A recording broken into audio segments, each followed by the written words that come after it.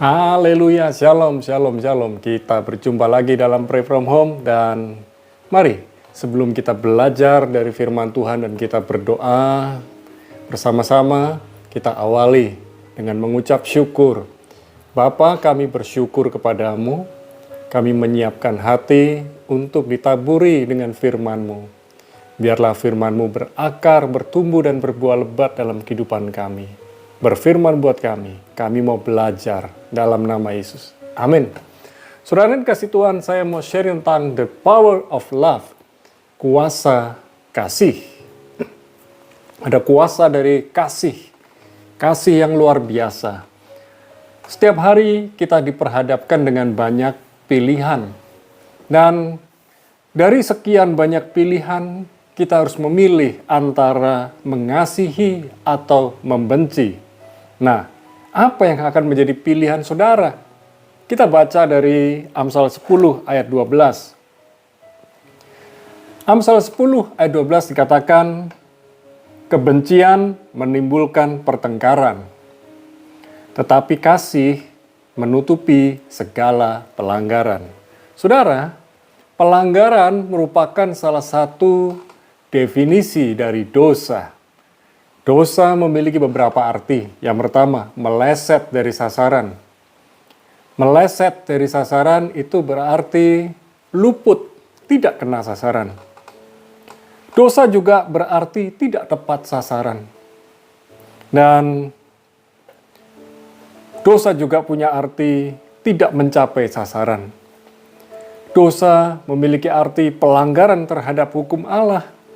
Bahkan dosa juga memiliki arti tidak melakukan apa yang harus dilakukan, yaitu perintah Tuhan, ketetapan firman Tuhan.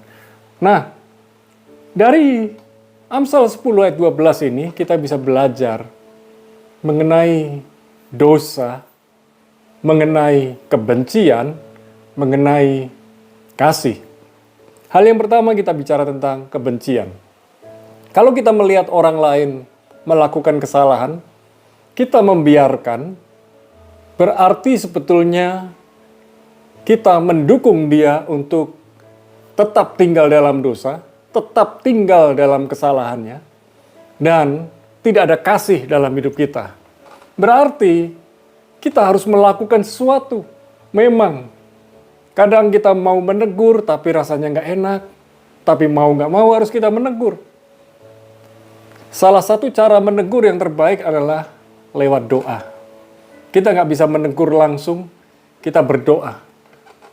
Berdoa supaya kita dapat hikmat untuk menegurnya, atau Tuhan bisa menegur orang tersebut dengan cara yang lain. Saudara, hal yang pertama berbicara mengenai membenci. Seseorang bisa membenci karena iri hati. Iri hati melihat orang lain berhasil. Iri hati melihat orang lain diberkati. Bahkan iri hati melihat apa yang sedang dilakukan oleh orang lain yang membuat orang lain bahagia.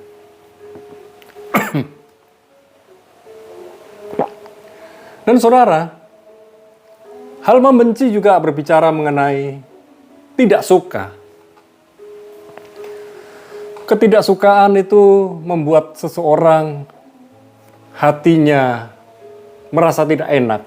Dan seseorang bisa membenci karena dia mengalami kepahitan. Nah, saya tidak banyak mengungkapkan hal-hal tentang kebencian, tapi mari kita belajar melihat apakah ada iri hati, rasa tidak suka, atau kepahitan dalam diri kita tentang orang lain atau kepada orang lain. Sebab kebencian itu menghasilkan yang namanya pertengkaran.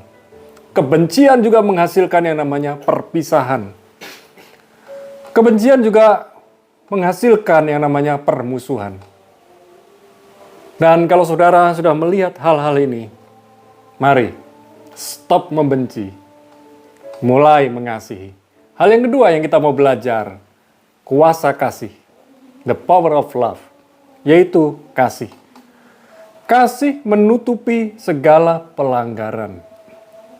Berarti bukan menutup-nutupi. Beda. Di sini dikatakan menutupi segala pelanggaran, artinya bukan menutup-nutupi, menyembunyikan. Tidak. Kasih yang menutupi segala pelanggaran, artinya kasih yang mau mengcover orang tersebut, melindungi orang tersebut, menyayangi orang tersebut, membina orang tersebut, sampai orang itu berubah. Dan di sini bukan menutup-nutupi, tapi mau menyelesaikan, mau membantu. Dan ini butuh perjuangan, saudara. Sebab kasih itu sesungguhnya tidak membuka aib. Nah, inilah yang disebut kasih itu menutupi segala pelanggaran. Tidak membuka aibnya. Tidak menyebarkan berita tentang aib yang dia punya. Itulah yang namanya menutupi segala pelanggaran.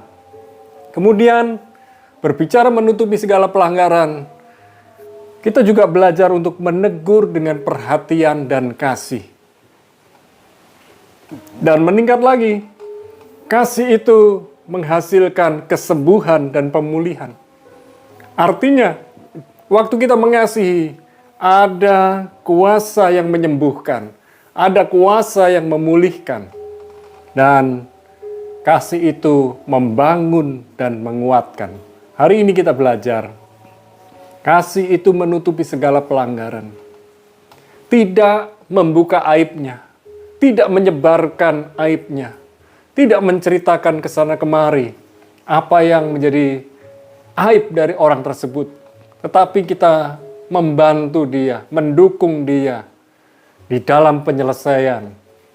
Dan saya percaya, kalau kita punya kasih, di dalam hidup kita ada belas kasihan, dan belas kasihan menghasilkan mujizat, dan mujizat membawa kemuliaan buat Tuhan. Saudara, mari kita belajar kuasa kasih Yesus. Satu hal yang pasti, kasih itu menutupi segala pelanggaran. Hal ini perlu kita maknai, hal ini perlu kita pelajari sungguh-sungguh, bagaimana kasih itu menghasilkan pemulihan. Kasih itu menghasilkan perdamaian. Kasih itu menghasilkan kemenangan. Dan kita dapat mengasihi dan memperhatikan orang lain dengan benar dan baik karena kita sudah menerima kasih dan sayang dari Yesus Kristus. Mari kita praktekkan, mulai mengasihi dan berhenti membenci. Mari kita berdoa. Kami butuh kuasa-Mu, kami butuh kuasa kasih-Mu melimpah dalam kehidupan kami, sehingga kami dapat mengasihi orang lain dengan benar dan baik, dengan apa adanya.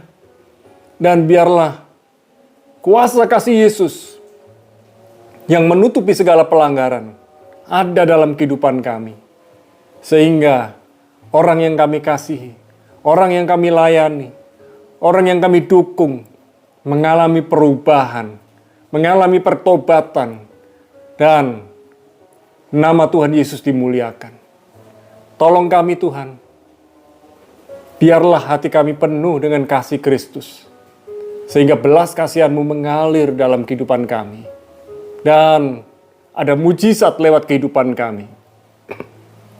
Malam ini kami berdoa, buat setiap kekasih Tuhan yang sedang mengalami himpitan, mengalami tantangan, mengalami goncangan, mengalami masalah kehidupan. Tuhan sumber solusi, Tuhan sumber jawaban, dan kami minta belas kasihan-Mu turun, menjawab setiap keperluan kebutuhan anak-anak Tuhan, yang hari-hari ini sedang berseru kepadamu, yang sedang sakit, baik sakit COVID-19 maupun sakit yang lain, yang sedang mengalami kanker, tumor, sakit di tubuhnya, bahkan goncangan di jiwanya. Kami berdoa, Tuhan menyembuhkan, memulihkan dalam nama Yesus. Dan malam ini, bagi yang sedang bergumul masalah pekerjaan, masalah kehidupan, penghidupan, masalah masa depan, kami berdoa, Tuhan yang membuka pintu-pintu pertolongan, pintu-pintu jawaban, Dan kami minta ya Tuhan, suasana perang yang ada di Rusia dan Ukraina berhenti dalam nama Yesus. Kami berdoa buat bangsa negeri Indonesia, Indonesia sembuh, Indonesia pulih, dan dari pandemi menjadi endemi. Dan biarlah perekonomian Indonesia bangkit kembali, pulih kembali. Terima kasih Bapa. Segala yang kami kerjakan, segala yang kami upayakan, biarlah kami landasi di dalam nama Yesus. Sehingga nama Yesus yang dimuliakan. Terima kasih Bapa, kami mengangkat kedua belah tangan kami. Turunkan berkat-Mu, rahmat-Mu, perlindungan-Mu, dan segala yang terbaik dari-Mu. Di dalam nama Bapa, Putra, dan Roh Kudus, di dalam nama Yesus. Kami bersyukur, kami berdoa, sama-sama katakan, amin. Tuhan kekuatan saudara, biarlah kuasa kasih Yesus Kristus melimpah dalam hidup saudara. Dan lewat hidup saudara, ada mujizat terjadi. God bless you.